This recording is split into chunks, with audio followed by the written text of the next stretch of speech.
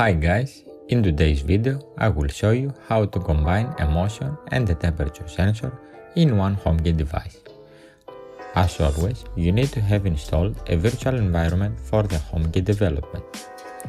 If you don't know how to do this, check out my previous video clicking on the card you see on your screen or check the link in the description below. For this project, you are going to need a nodemcu board, a PIR motion sensor, and an Arduino module with a DHT22 temperature sensor. In this video, I am using an HCSR501 motion sensor, but I realized that the RF interference from the nodemcu board caused a lot of false triggers. To resolve this problem, you can use an AM312 PIR sensor module that uses digital signal processing. Now that we have all the parts, let's connect them on the board according to this picture.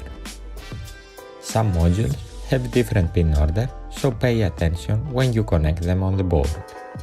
We are going to use GPIO4 for the motion sensor and GPIO5 for the temperature sensor, which are D2 and D1 on the nodemcu.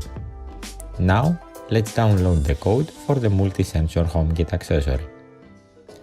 Open the Vagrant shell and create a folder. Let's name it HOMEKIT Custom Sensors.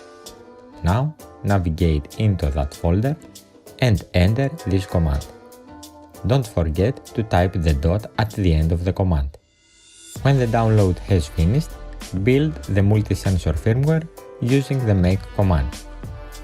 This command will upload the firmware to your board. When it will finish, your screen should look like this. Press Ctrl+C to exit the process. Now it's time to add the sensor in the Home app. The first thing you have to do is to connect the sensor with your Wi-Fi network. Open the Wi-Fi settings and you should see a network named Motion Sensor.